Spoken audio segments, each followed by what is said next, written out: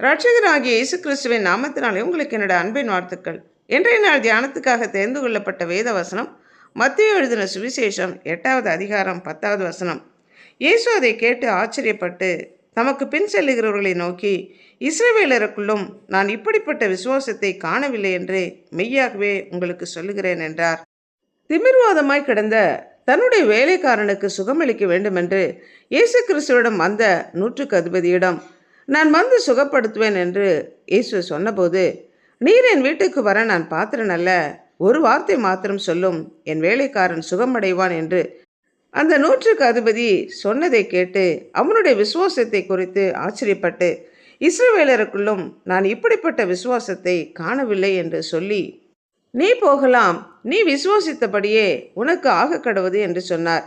அந்நேரமே அந்த வேலைக்காரன் சுகமானான்.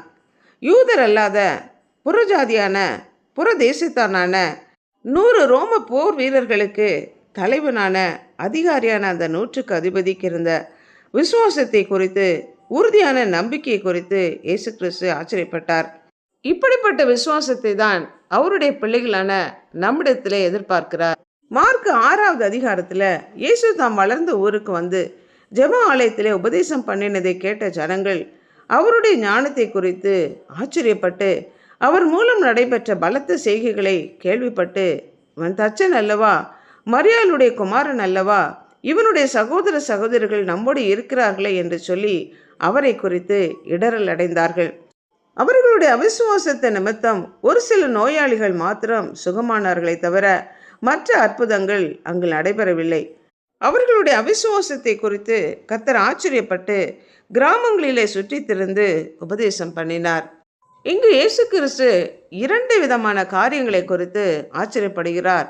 ஒன்று, புறஜாதியான ரோம நூற்றுக்கு அதிபதியுடைய விசுவாசத்தை குறித்தும், தான் வளர்ந்த ஊரான தம்முடைய சொந்த ஜனங்களின் அவிசுவாசத்தை குறித்தும் ஆச்சரியப்பட்டார்.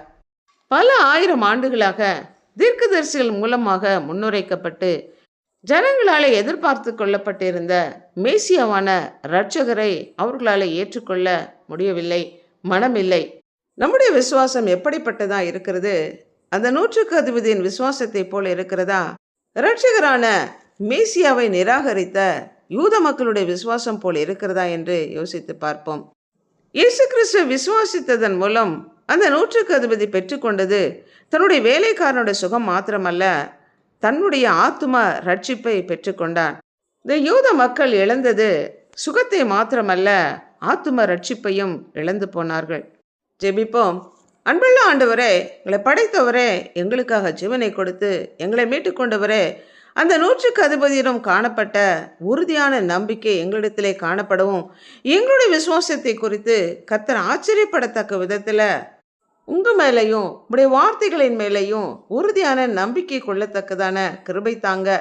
உம்மை விசுவாசிப்பதன் மூலம் இந்த உலகத்திலே மாத்திரமல்ல, வரப்போகிற உம்முடைய ராஜ்யத்திலே உம்மோடு கூட நித்திய காலமாக நாங்கள் வாழத்தக்கதான கிருபை தரும்படியாகவும், இந்த ஸ்லாகியத்தை நாங்கள் இழந்து போகாதபடி அதை பெற்றுக்கொள்ள கிருபை தாங்க. இயேசு கிறிஸ்துவின் நாமத்தினாலே எங்களை அர்ப்பணித்து ஜெபிக்கிறோம் பிதாவே, ஆமென்.